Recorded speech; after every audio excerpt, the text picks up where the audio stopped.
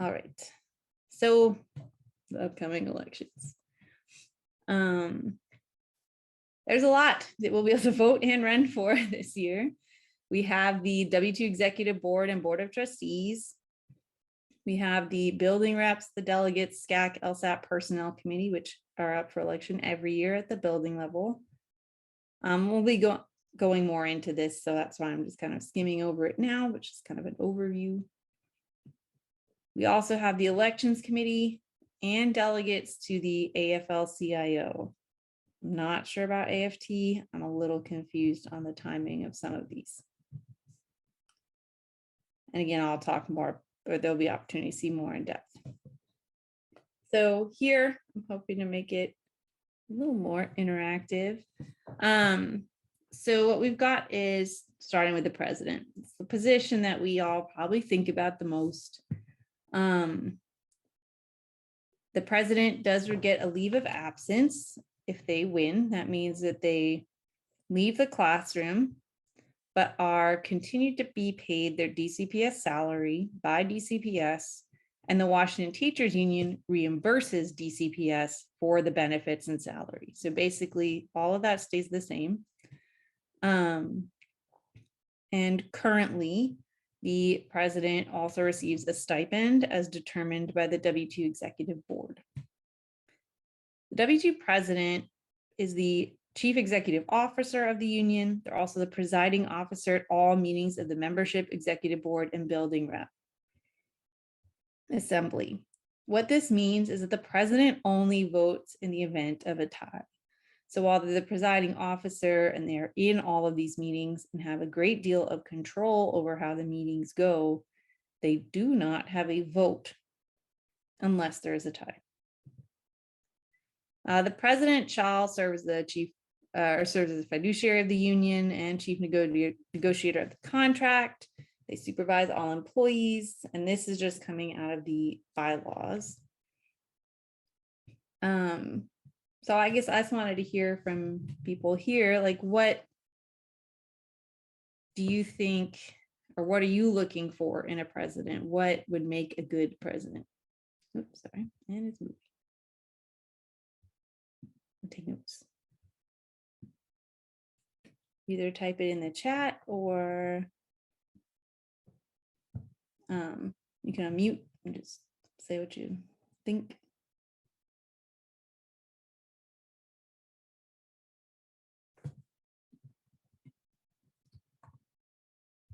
Someone who listens to members. Yeah. Integrity. Commitment to social justice. Strategic thinking.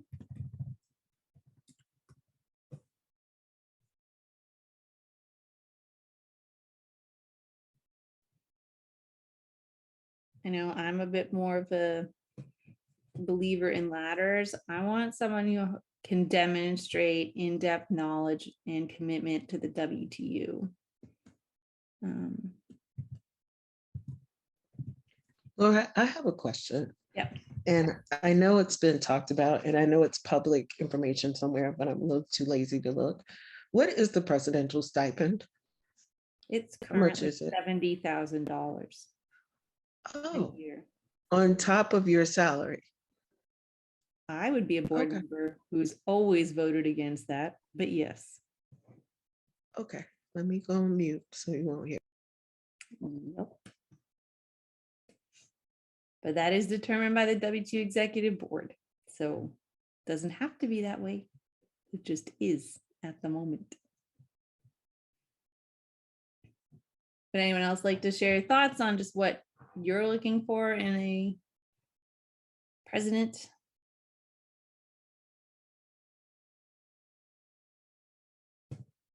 I mean, we know the fact is that the president is going to have to be willing to give themselves 100% to the WTU. I mean, that's, if you want this, then you're willing to really hand your life over to the WTU for a few years, because that is what will happen. Be willing to fight. Know the bylaws.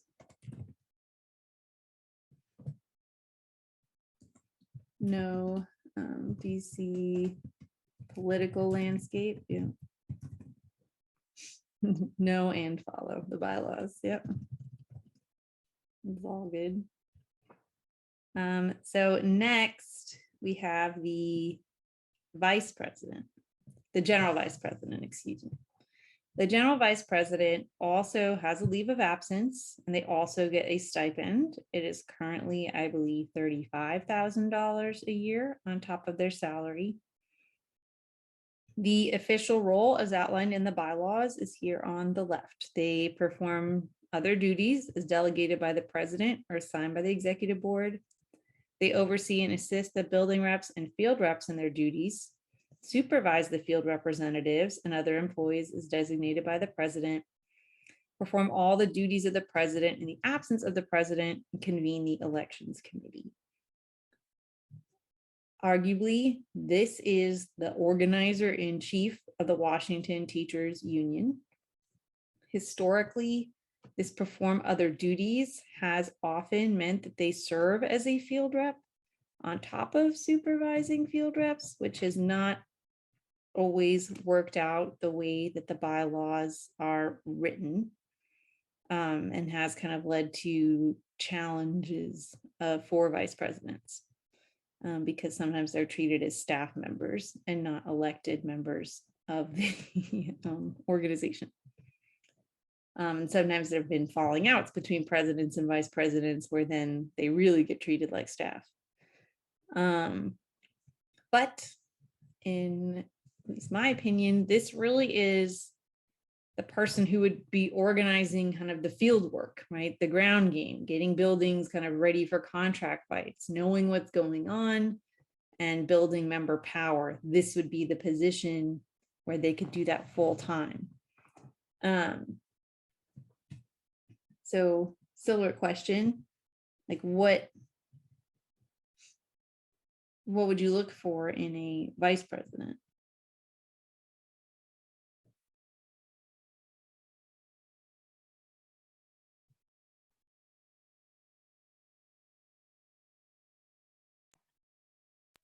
Laura, I'm just hesitating because I feel like a lot of what was listed in the chat would also be something that I would look for in a vice president. I was just going to say that, Sarah. I was going to say, because look at what just happened recently. So the person who has to step up to the plate in the event that something happens to the president, you have to be presidential ready. You have to be ready for the position from day one. I think for me, I want someone who's really willing to work in buildings and grow member power.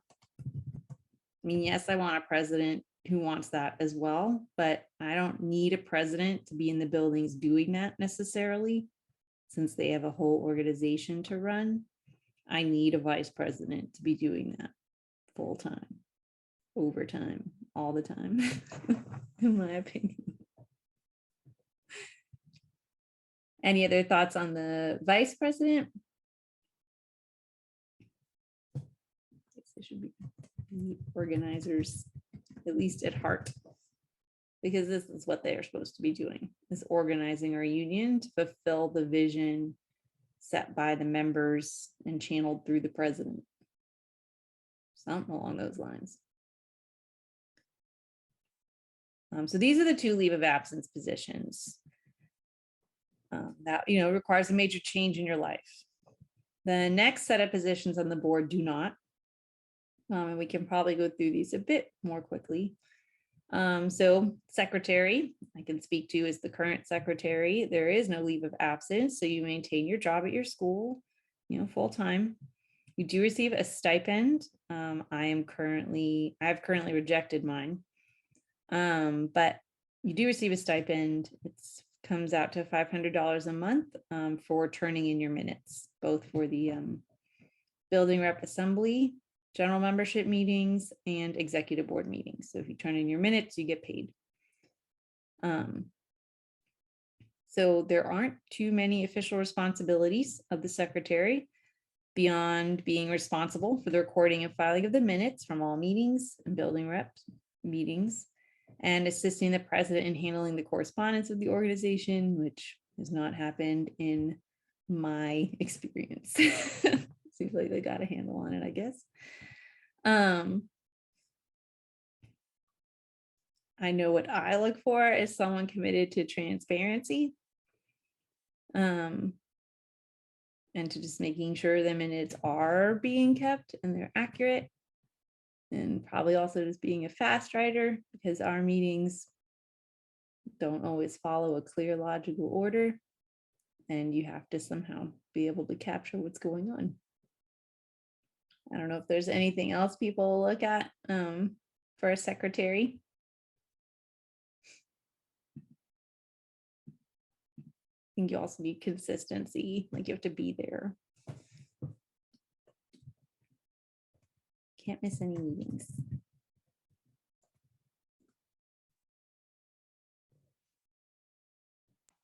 And Laura, I'm not sure if this is common for all secretaries to do all the tasks that you are doing. So I feel like you have to multitask in all the meetings, right? Like drop a link, listen to what's being said, record that, then go back. So I feel like someone who's good at managing a few things. Yeah, I mean, right. An ideal universe, like people would submit their motions in writing, but that never happens. So then I'm just writing everyone's motions for them as they talk them through. It's been a journey. But yes, I agree. Multitasking is important. We next have the treasurer. They also do not take a leave of absence. They also receive the same stipend as the secretary. I do believe this one, I guess it depends. The secretary, I don't find it that time consuming outside of the meeting times because I am a pretty fast and accurate writer. But the treasurer does have to go to the office. I'm not sure if it's weekly, maybe Sarah, you know, but they go pretty often to sign documents and also serve as the chief fiduciary of the union. So they do have a lot of responsibility. And they receive a $500 a month stipend for fulfilling those duties. We do pay for an accountant. So they work with the accountant. They have to follow all the laws that come to, dealing with finances in a union. They work with the Board of Trustees, who is another elected position, to propose a budget for each fiscal year.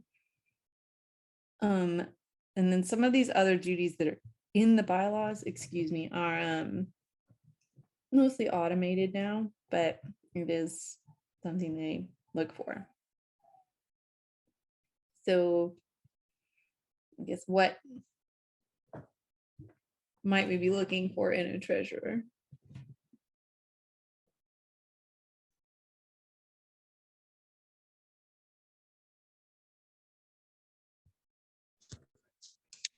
I'm not trying to sound funny, someone who's honest and won't steal.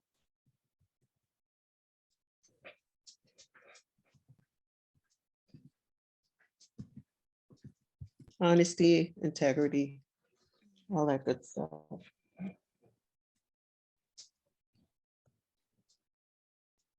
No, I'm looking for someone who's willing to change what's been done.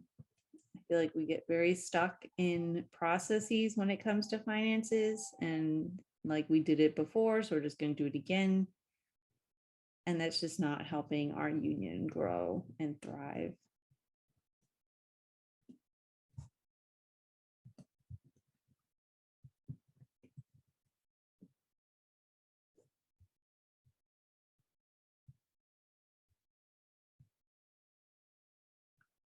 All right, so that's the treasurer. Okay, so now we're getting to other members of the executive board. We have what are known as area vice presidents. They receive no leave of absence and there is no stipend. They do serve as voting members of the WTU executive board. Now, here is the trick about this position, which I didn't learn until I got on the bylaws committee. They are supposed to chair committees composed of elected representatives and volunteer members about their functional units. So we have an area vice president of high school, middle school, elementary school, special education, CTE, career, the career tech people, related service providers. I think that's it. I think there's 7. So this could be a role that has a bit more responsibility than has currently been put into practice. At least since my time on the board, which has been for 6 years, we have not had area vice presidents conduct these committees. So this could be an opportunity for somebody who does want to step up a little bit more than just kind of the average board member who just attends a monthly meeting and who does want to build membership communication to kind of the top level of the WTU, as well as help, assist other building reps. So you see here it says assisting building reps and school chapter advisory committee. So like this could be a chance to take more responsibility without leaving the classroom.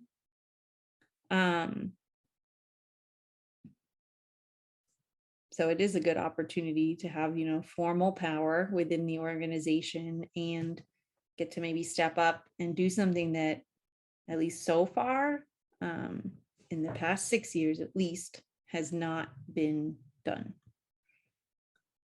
So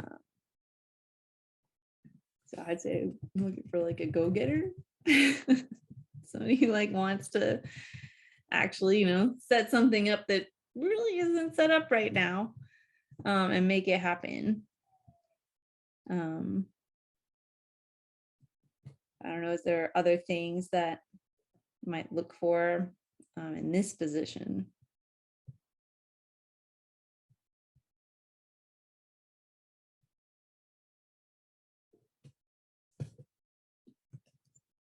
Committed member voice. I guess Steve can speak to this, Sarah can speak to this. We have some current and former members of the WTU Executive Board, but I find it to be operating in a bit of a vacuum, where people use their personal experiences and personal connections, which is fine, but there isn't too much effort by most of the board members to go above and beyond that and to be actively reaching out to other members and learning what they think and what they want. So people are largely voting on their personal thoughts, which they're entitled to do.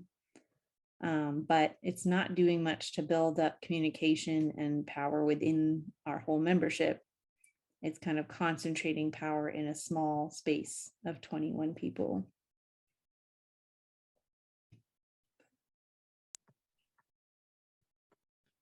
I would just second that, Laura, just because, from us being in the system so long, you get to know that just because you have an issue at your school is not always an issue somewhere else. And you can be completely in the dark about an issue at another school. So I think what you're mentioning about like making sure reaching out to a wide spectrum of educators from new to the profession, which we tend to not have a lot of involvement from, all the way to the more seasoned folks.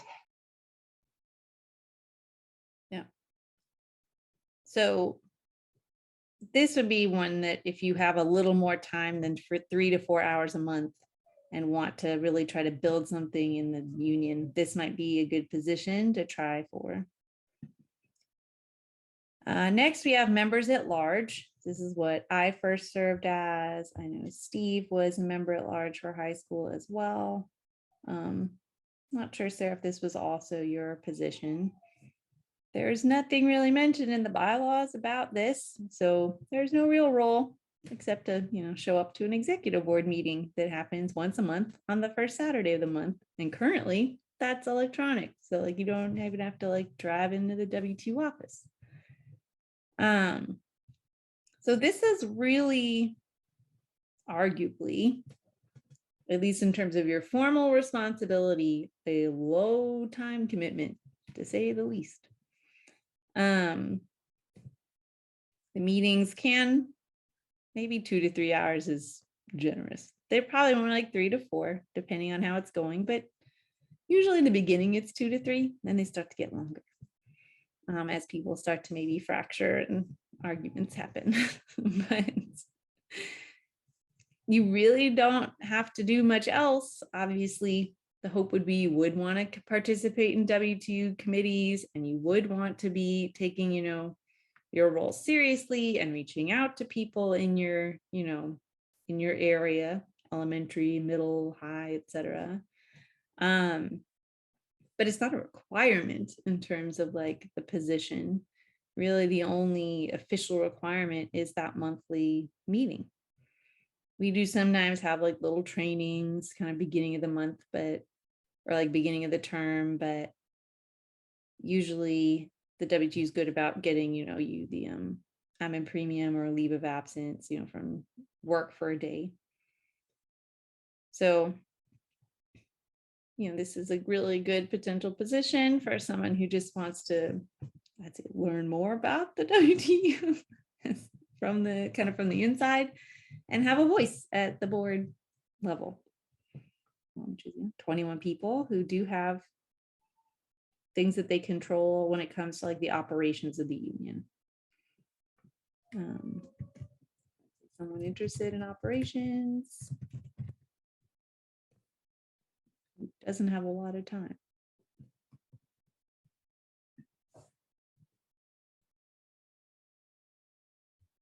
All right, so that is the WTU executive board. The president and the general vice president serve on the executive board, have leave of absences. Everyone else does not have a leave of absence, but are voting members of the executive board and have varying roles and duties.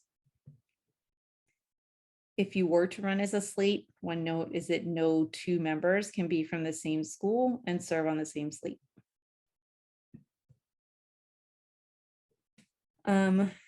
We then have the Board of Trustees who can also run at the district level, and they can run with the slate with the executive board. But as you will note, they do not have, they don't have a vote on the executive board. They're not members of the executive board. Though sometimes they do attend the meetings to potentially report. This is all about financial transparency. So they have the right to examine all financial records, receipts, and expenditures, etc. They are the ones who attest the accuracy of our bank accounts, and they work with the treasurer to provide quarterly reports to the executive board and the union office.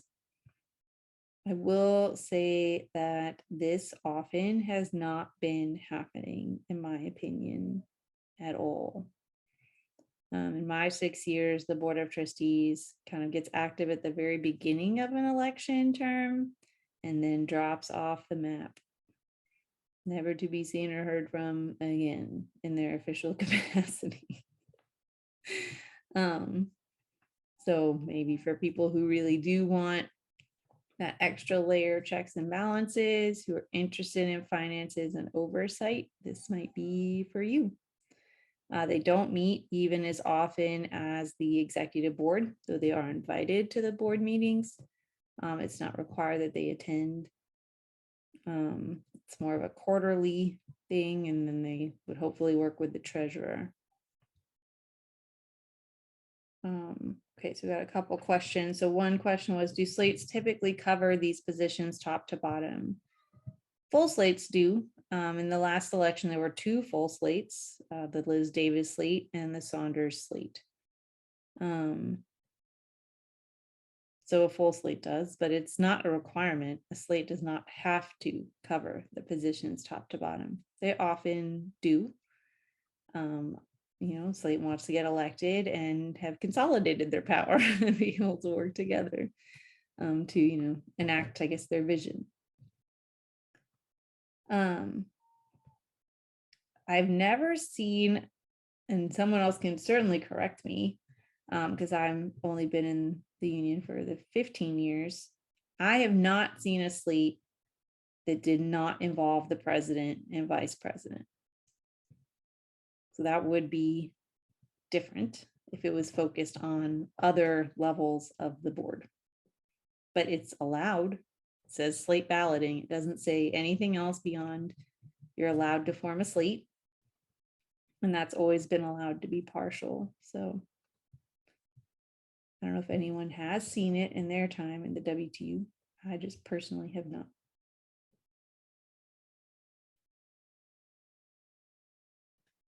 All right, now we got a lot of positions. There's a lot of things open this year. So I'll try to move a little more quickly. We then have the elections committee. So the elections committee are the ones who conduct the general and special elections of the organization. That includes runoffs and recalls. And we're seeing them a lot right now. They also conduct quorum counts and administer votes in representative assemblies and general members meetings. So they do have a role all year and every year. And it is a very important one when it comes to the integrity of our union and its operation, when it comes to, voting and making sure that it's fair.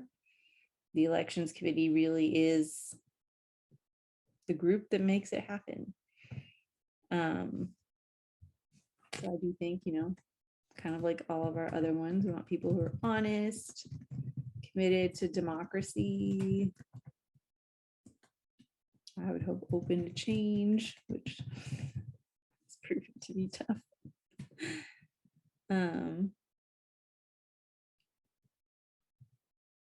If there's no other questions on that, we can move from them. These are the positions you probably know well, so we don't necessarily need to go into them. But as I mentioned before, I really truly believe the building representatives are the backbone of the Washington Teachers Union. They are the bridge between the schools and the union on the district level. Many people, and I should say, you can serve as both. Like you can serve in a district position and as building rep. It's obviously, piling on to a big plate because the building reps have a big plate, but many members of the executive board also serve as building reps. That's pretty common.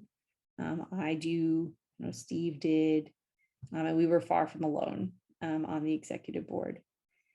It's obviously not a requirement, but it just means you can serve in your school and you can serve district wide at any level. Those do not, you can run for both. So building reps just do play a huge role both in their school and outside of it.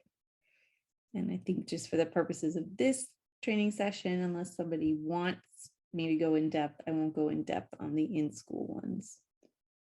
Since hopefully we are largely familiar with them. One that I do want to highlight is the delegate to the rep assembly. This is maybe a less well-known role at the school level. So these are voted on at your local school. You do not have to serve as the building rep and take on all those big responsibilities. But like the building rep, you get to attend the monthly rep assembly meetings and you get to vote on union policy. One thing to note is that every school is guaranteed a voting building rep. Not every school is guaranteed a delegate or multiple delegates because it's based on the number of full dues paying members in your building. So for example, Woodson, we have a little over 50 full dues paying members currently. And so we have 2 delegates. So I think really it's probably should be 1 building rep, 1 delegate, but we have 2 delegates currently. So they get elected in our building, separately, and they get to attend the rep assembly meeting, which is considered the governing body of the Washington Teachers Union, which would mean it was higher than the executive board when it comes to setting policies. We then, of course, have our school-based committees, school chapter advisory committee, local school advisory team, and personnel committee. And those should hopefully all be operational at your school. And you can, again, serve on those as well as serving in a district-wide capacity if you feel so inclined. Last one is the Washington Metro Labor Council delegate. So there are, I believe, 6 of us. This is a monthly meeting with other unions across the DMV. It meets usually, I think, the 3rd Tuesday of the month. It is similar to being a delegate to the rep assembly, in my opinion. We occasionally vote on business. We often are just hearing reports. It is now being conducted virtually, which does make it a lot easier to attend.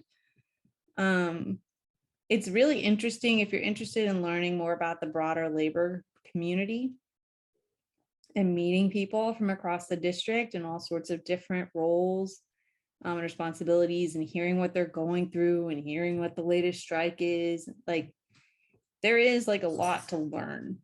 I'd say there's not, at least this level, a huge opportunity to make changes. That being said, I've enjoyed attending those meetings and the people I get to know. And there are people in the Metro Labor Council who want to make it less top down and want to give more power to the members. So there is kind of opportunity to be a part of that at the citywide level, and just get to know people around the district and participate in their politics and everything there. And usually it's kind of an easy one to win because there's multiple seats. It's not something people pay a lot of attention to. And I think they're not even requiring you gather signatures. You just sign up and then you're running. So it's also, you can run for this as well as other positions. I'm one of the current Metro Labor Council delegates. I do plan to run for it again because I'm enjoying serving.